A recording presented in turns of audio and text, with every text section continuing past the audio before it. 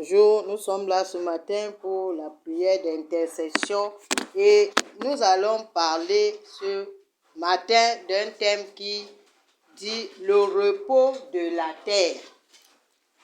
Et nous allons lire dans le livre de Lévitique 25, le verset 1 à 7. Le repos de la terre. Dans le livre de Psaume 24, il dit que nous avons, la terre est à l'Éternel et le monde et tout ce qui l'habite. Donc, ce qui veut dire que c'est Dieu qui a créé la terre. Les choses visibles et les invisibles, c'est Dieu qui les a créées. Donc, nous sommes en train de parler de la terre. Et la terre, si nous regardons, si nous observons ce que nous sommes en train de dire, nous-mêmes, quand nous allons dans la Genèse 2, le verset 7, on dit que Dieu a formé l'homme à partir de la poussière. Donc, nous sommes la terre. Et lorsque Dieu est venu travailler ici sur la terre, il a travaillé pendant 6 jours et le 7e jour, il s'est reposé. Donc Dieu a préparé le repos pour toutes ses créatures, que chacun doit se reposer. Parce que c'est dans le repos là qu'il y a la restauration, il y a l'amélioration, il y a la guérison. Quand la terre se repose, elle est en train de se reconstituer pour une meilleure productivité. Donc, ce que nous voulons parler ce matin dans ce thème est très important. Ça nous interpelle que dans tout ce que nous faisons, nous devons avoir un temps pour nous reposer. Parce que lorsque nous nous reposons, nous devenons plus productifs. Donc, nous allons lire dans le livre de Lévitique 25, le verset 1 à 7. Sur le mont Sinaï, le Seigneur dit à Moïse de communiquer aux Israélites les prescriptions suivantes. Quand vous serez entrés dans le pays que je vais vous donner, vous laisserez périodiquement le sol se reposer en mon honneur. Pendant 6 ans, vous pourrez ensemencer vos champs, tailler vos vignes et en récolter les produits. Mais la 7e année me sera consacrée. Ce sera une année de repos complet pour le sol.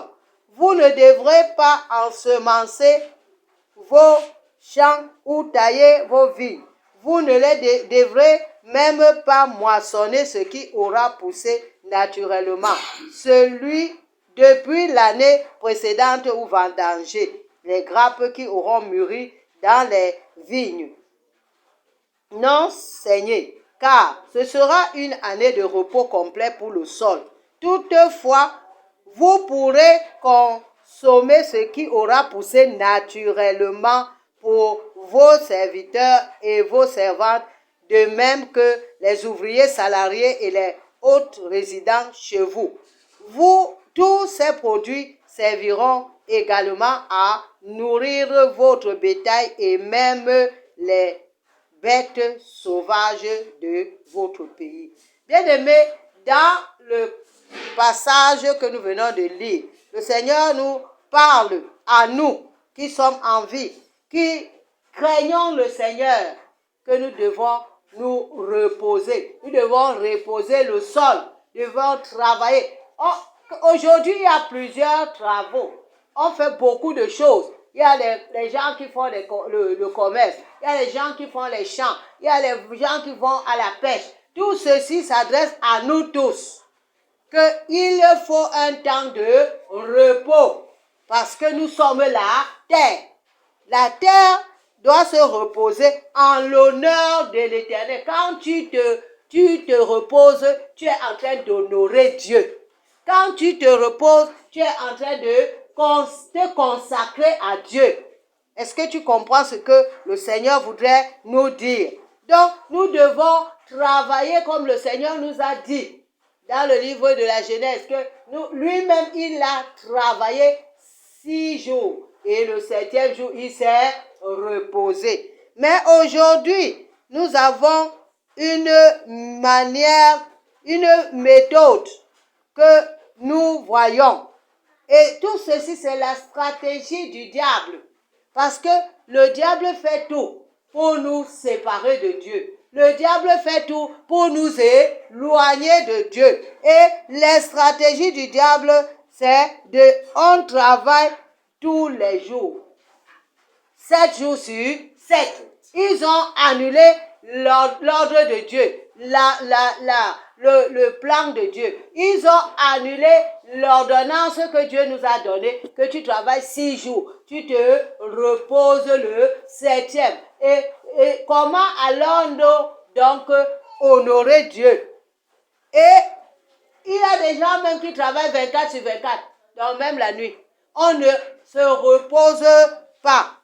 Donc, quand on parle ici que la terre doit se reposer et qu'il faut cultiver 6 ans et la 7e année, on la laisse se reposer. C'est parce que pendant le temps du repos, comme je l'ai tantôt dit, il y a la réparation. Le sol, on parle de jachère. On parle de jachère, mettre le sol en jachère. Et pendant ce temps, le sol se reconstitue. Le sol va se reconstituer. Voilà ce que Dieu a prévu. Que le sol va rester comme ça, ce qui est dedans va pousser naturellement. Et Dieu a pensé à nous nourrir, à nourrir ceux qui travaillent avec nous, ceux qui sont dans nos maisons. Et au travers de l'inactivité, le sol va nous nourrir. Donc, nous ne devons pas nous tuer de travail. Parce que tu te dis que si je ne travaille pas, si je ne pars pas marcher aujourd'hui, si je me repose aujourd'hui, qu'est-ce qu'on va manger? Dieu a prévu ce que tu vas manger. Mais le fait que nous n'honorons pas Dieu, c'est ce qui fait que nous perdons cette bénédiction, cette provision. Dieu a prévu la provision. Pendant le temps de repos, tu as la provision. Pendant que tu te reposes, pendant que tu dors, il dit ça dans le psaume 127. Il dit que pendant que ses serviteurs dorment, lui, il prépare leur nourriture. Donc, nous n'avons pas à nous tuer de travail. En annulant la loi de Dieu, en annulant l'ordonnance de Dieu, en allant contre la volonté de Dieu, parce que nous nous inquiétons de ce que nous allons manger, de ce que nous allons nourrir ceux qui sont avec nous, nourrir nos parents, nourrir nos enfants. Dieu a dit que tout ce que la terre va produire pendant l'inactivité, pendant le repos, va servir même jusqu'aux animaux. Il a cité ça. Même les animaux vont manger. Donc, pourquoi est-ce que nous cherchons des problèmes à Dieu? Et ceci, je veux te dire que nous n'arrivons pas à le faire parce que nous voyons les autres faire. Nous voulons aussi faire comme eux. Non. Celui qui aime Dieu va faire comme Dieu demande. Et lorsque nous allons dans le livre de Josué 1, au verset 8, le Seigneur dit quoi?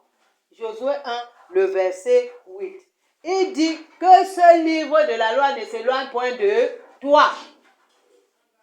Lis et médite et agis fidèlement selon tout ce qui est écrit. Donc, il faut que tu lises la parole de Dieu pour avoir la connaissance, pour savoir ce que Dieu veut et ce que Dieu ne veut pas.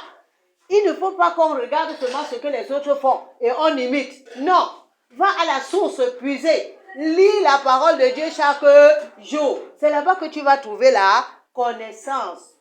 Tu vas trouver la connaissance en lisant la parole de Dieu. Et quand tu as lu, mets cela en pratique, c'est ce qui va te permettre de réussir.